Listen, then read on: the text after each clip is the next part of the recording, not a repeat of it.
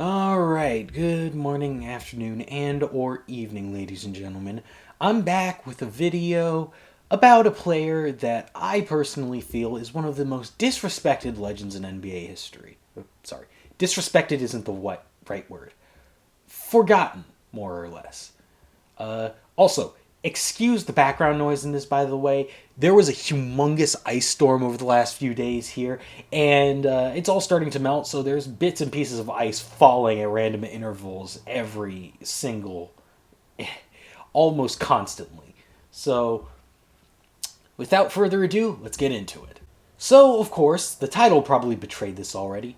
This video is about the one and only Alex English, one of the most underrated players in my eyes in NBA history. A man who led the entirety of the 1980s decade in points scored, was the first ever player to have 8 straight 2,000-point seasons, and was the engine behind one of the greatest offenses in NBA history.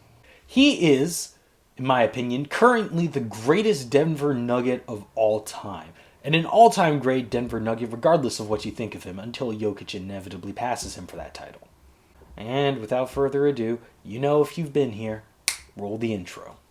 I don't really have a good intro right now, but on this channel I like to talk sports. Alexander English was born in Columbia, South Carolina on January 8th, 1954. His mother, Johnny Mae English, with a big vote of confidence early on, named him after the one and only Alexander the Great, believing her child to be destined for sky-high heights. And you know what? That was right. English was mostly raised by his grandmother throughout his childhood. His grandmother was a laundry presser, was also taking care of 13 of her grandchildren, including Alex's 3 other siblings. His mother and father lived in New York, working to send money back down to their family in South Carolina, until his mother moved back down to Columbia after the tragic passing of his father. Times were rough for the English family. With so many mouths to feed, they often had to scrape by on a single meal a day. Usually, as Alex said in a later interview, beans and rice, but with fried chicken and cornbread as a special Sunday dinner. His passion for basketball began early on. With no money for a hoop, he and the kids in his neighborhood would often find a suitable length of wood, dig a post hole for it, attach it to the ground with bricks, and then fill up the post hole and use the rim of an old tire as the rim. It was far, far from perfect, and there was no backboard either. Where they would put it would be on top of a hill, and, as most rules go, whoever missed the ball had to go back down the hill to get the ball. So, in Alex's own words, quote, "You had to get really, really good at shooting without missing." Boy, did he get good at shooting without missing. He would soon garner the nickname Flick, which came from 2 sources. For one, he was a very tall and skinny child, so the other children in his neighborhood thought he had some sort of weird genetic disease, so they started calling him Afflicted. But with the wetness of his jumper, combined with the fact that afflicted is a long word, that name certainly got shortened, and indeed it got shortened down to just Flick, which he became known for. The organized basketball portion of his career began at Hand Junior High School. That's middle school for you Zoomers out there like myself. And certainly all the skills that he learned in the streets of Columbia carried over. He would continue following this passion into his high school career at Dreher High School. English was an absolute legend for Dreher, averaging 31 points a game in his 78-game high school career.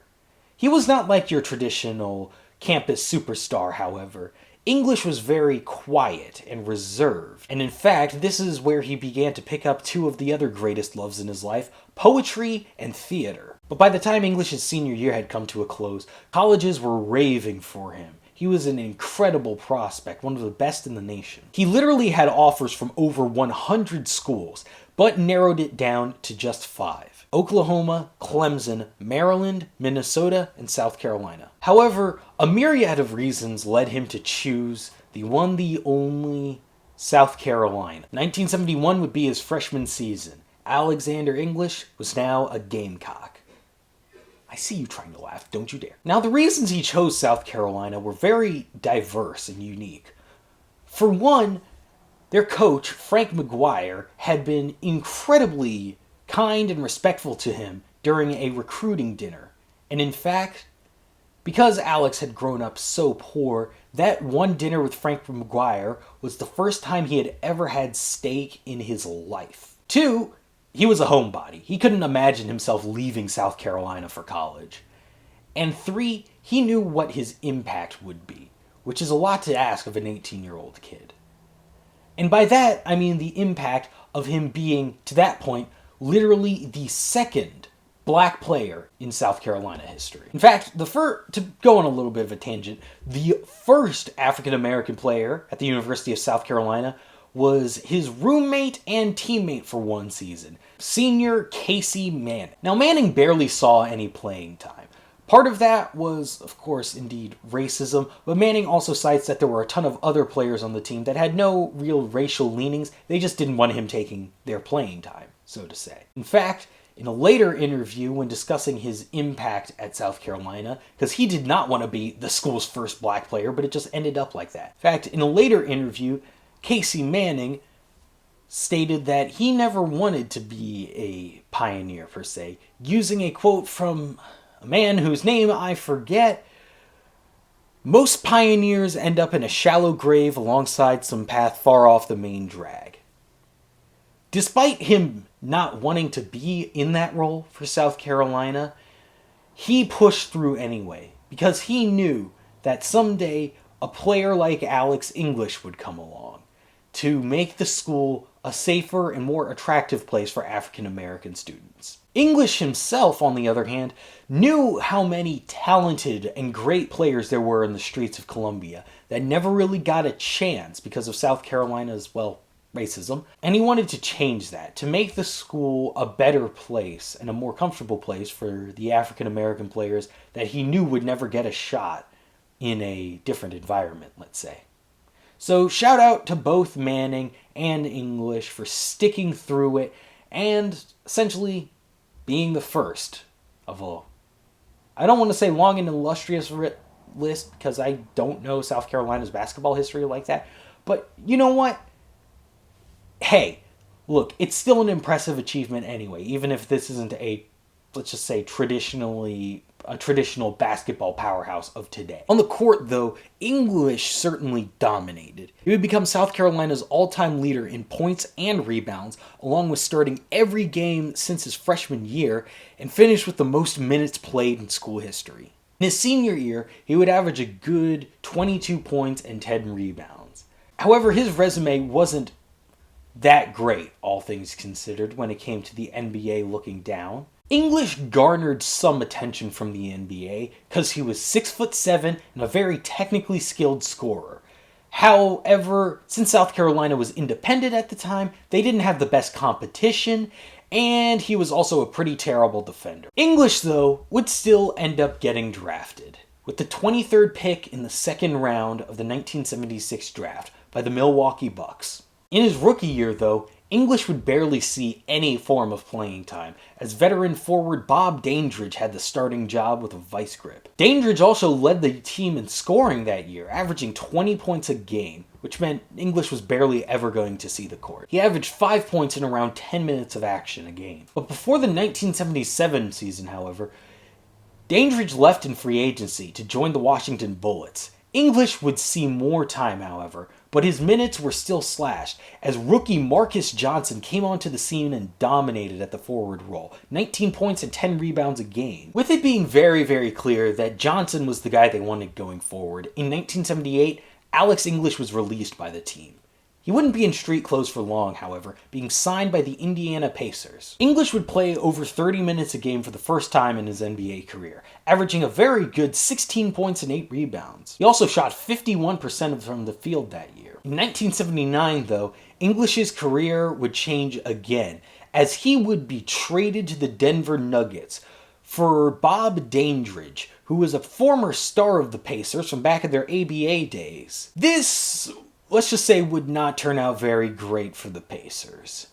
Dandridge was a shell of his former self and would be out of the NBA by 1982.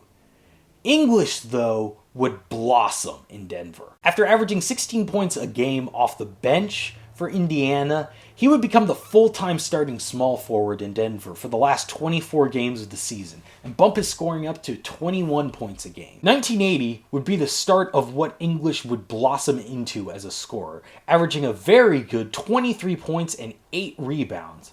However, though, the Nuggets were pretty awful, and he didn't get any real attention for it. 1981, though, was when that would change. And everything would change for Denver. Donnie Walsh, who was the head coach of the team before then, would be relieved of his duties, to be replaced by one Doug Moe. This was the man that was the head of what the Nuggets became in the 80s. A hyperactive, run-and-gun team, score first, defense never. And with English on the squad, Moe had the perfect star to fit that style. Not only was English a crafty scorer with a good shot, English himself said the secret to his success came from training mostly cardio. He never really lifted weights. But because of all that cardio he did, he could run and run and run. And when bigger guys were switched on him to prevent him from getting to the rim as easier, he could run them ragged and avoid contact that was the bane of most other skinny, smaller players. 1981 was English's first year under Moe, and he would go off, averaging 25 points a game, 6 rebounds, and shooting a whopping 55% from the field. He would be selected to the All-NBA second team and the All-Star team that season. This Nuggets team's pace was absolutely insane. They averaged 126 points a game, which is still an NBA record to this day. 6 players on that team averaged double-digit points. 3 averaged 20 or more points. Those 3 being English, Kiki Vandeweghe, and Dan Issel. The Nuggets went 46-36. However, they would be bounced in the first round by the Phoenix Suns. In 1982, though, their offense would be even crazier. They would be led by English, averaging 28 points a game on 51% shooting from the field. He would also win the scoring title that year. And again, it is worth mentioning how insane this team was scoring-wise. Kiki Vandeweghe was second on the team again with 26 points a game, and Dan Issel was third on the team again with 21 points a game. The Nuggets were first in the NBA in average points a game again with 123, and would go 45-37. They would get their revenge on the Suns, beating them in the first round of the playoffs, but then get swept by the San Antonio Spurs in the second round. 1983 rolled around, and the Nuggets were much the same team, scoring like crazy, couldn't defend a wet paper towel. They ended 38-44, but still managed to make the playoffs. They got bounced in the first round by the Jazz, though, with English still averaging 26 points a game and making the All-Star team that season. But then, in '84, it looked like it was all put together. Kiki Vandeweghe was traded in the offseason to the Portland Trail Blazers in another very lopsided move in NBA history. And Alex English stepped up his scoring again, averaging 28 points a game and making the All-Star team. The Nuggets were elite. They went 52-30 and won the Midwestern Division. In the playoffs, though, English would go on an absolute tear as they beat the Spurs in the first round 3-2, the Jazz in the second round 4-1, and then went on to face the Showtime Lakers in the conference finals. To that point, English was averaging over 30 points a game on the similar incredible efficiency. While we know all about the Showtime Lakers, the Nuggets were also a relative upstart. This was the first time they had even made it that far in the Alex English era. And the series would be something, to say the least. In an incredibly high-scoring affair, the Lakers won Game 1, 139-122, then lost Game 2, 136-114, then won Game 3, 136-118. But then, Game 4 would essentially end the series. Alex English would get hurt in the game, breaking his thumb bad enough that it required surgery. The Nuggets lost that game, 120-116, but more critically, were Englishless for the rest of the series. Game 5 would be the end of that series. The Lakers winning in an astounding 153-109 blowout, which still stands as one of the worst blowouts in NBA playoff history. However, to this day, English still supports the fact that his team could have won that series if he had not broken his thumb. Now, is he right or wrong? I don't know. That's up to you. Anyway, the 1985 season rolled around, and English would go absolutely ballistic, averaging 29 points a game on 50% shooting from the field. However, he was still only third in the league in average points per game, finishing behind Adrian Dantley and Dominique Wilkins. Wilkins averaging 30 a game. The Nuggets went 47-35. They beat the Blazers in the first round, but then lost to the Twin Towers era Houston Rockets in the second. In '86, it was much the same story, except with the records being reversed. English averaged 28 points a game, but the Nuggets went 37-45. That, though, was enough to sneak them in as the 8th seed. They would then get stomped by the Lakers. In 1987, though, English's scoring dipped. A dip for him still being 25 points a game, mind you, on 49% from the field. And with the Nuggets going 54-28, hey, whatever works, works. They would beat the Supersonics in the first round of the playoffs before getting their teeth kicked in by the Dallas Mavericks in the second round. In 1988, a now 35-year-old English shot 26 points a game from 49% from the field. The Nuggets went 44-38 and were swept in the first round by the Phoenix Suns. This, though, was English's last year of truly elite production, as Father Time caught up real quick and took a very firm hold on his career. In 1989, Father Time hit him like a ton of bricks. His scoring fell all the way down to 17 points a game, which was second on the team behind Fat Lever. Though his efficiency was still great at 49% from the field, he was playing only 27 minutes a game, which was the lowest ever in his time in Denver. The Nuggets went 43-39, only to be swept by the Spurs in the first round. And with English being a free agent at the end of the year, the Nuggets gave him a salute and let him walk. In the 1990 season, he would be coming off the bench for the Dallas Mavericks, averaging 9 points a game on 43% of the field. Easily one of his worst of his career. And then in the 1991 season, he wasn't even in the NBA, playing overseas for Basket Napoli in Italy. And then after that year, in 1992, Alex English would officially announce his retirement from basketball. A few short months after he announced his retirement, the Denver Nuggets retired his jersey. His number 2 still hangs in the rafters there, as one of their all-time franchise legends, which he is. English's resume was star-studded. An 8-time All-Star, a 3-time All-NBA second-team member, with some of the craziest scoring seasons of the entire decade. He is still the owner of several all-time Denver Nuggets records, those being points, assists, minutes played, and games played. In the year of 1997, Alex English would be elected to the Naismith Memorial Basketball Hall of Fame. A well-deserved induction. The Blade, as he was known, was one of the greatest scorers of his generation. An absolutely surgical player who could never really get his teams over the top, but delivered some of the most impressive performances in a decade that also had Larry Bird, Magic Johnson, and Michael Jordan in it.